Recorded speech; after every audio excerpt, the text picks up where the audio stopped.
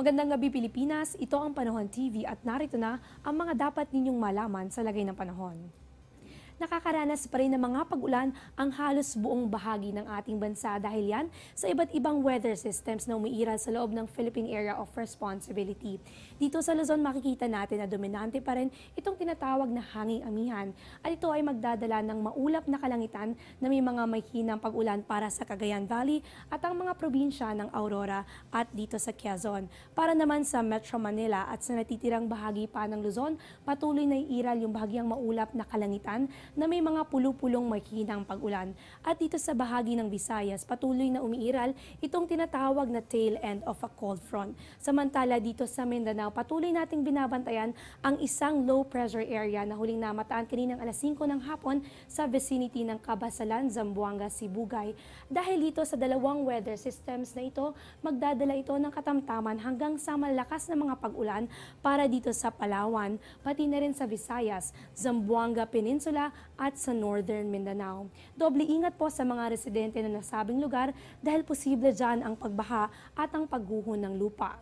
Mararanasan naman ang maulap na kalangitan na may mahina hanggang mga katamtamang pag-ulan at pagkidlat at pagkulog para sa nalalabing bahagi ng Mindanao kasama ang Bicol Region at sa natitirang bahagi naman ng Mimaropa.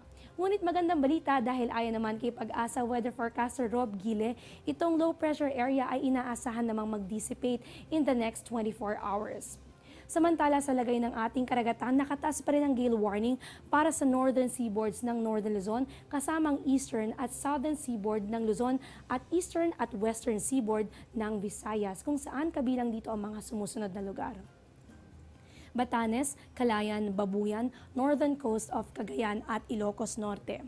Pati na rin sa Isabela, eastern coast of Cagayan, Aurora, Camarines Provinces, Catanduanes at Albay. Asahan ng maalong lagay na karagatan sa Sorsogon, Quezon, Polillo Island, Romblon at sa Masbate. Kasama rin na mararanasan yung masungit na lagay ng karagatan para sa Burias Island, Samar, Leyte, Aklan, Capiz at sa Negros Occidental. Diyan lamang po kayo dahil magbabalik pa kami matapos ang isang paalala.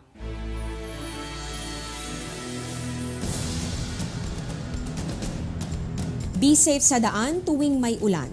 Suriin ang mga ilaw, wiper at brake ng sasakyan bago magmaneho. Maglagay ng toolkit at go bag sa sasakyan. Kapag malakas ang ulan, bagalan ng takbo at iwasang bumuntot sa ibang mga sasakyan. Huwag dumaan sa mataas na baha. Sa oras ng zero visibility, buksan ang fog lights. Makinig ng balita sa radyo para malaman ang lagay ng panahon at trapiko. Kaalaman at kahandaan, susi sa kaligtasan. Punta naman tayo sa mga balita kaugnayang astronomiya. Sa iyong pagtingala mamayang gabi, bibida sa kalangitan ang waning gibbous moon. Kung minsan, ito ay napagkakamalang full moon. Ngunit sa ganitong phase, ito ay nagsisimulang mabawasan ang natatanggap na liwanag mula sa araw dahil unti-unting lumalayo yung buwan sa pagkakalinya sa pagitan ng mundo at ng araw. Each morning is a blessing. Bukas, sasabayan ka pa ng pagsikat ni Haring Araw. Ito ay sa ganap na 6:25 a.m. at ang sunset natin, 5:47 p.m. Para sa Panahon TV, ako po si Eunice Tayas, nagpapaalalang sa anumang panahon, maging mapagpala sa iyong kapwa.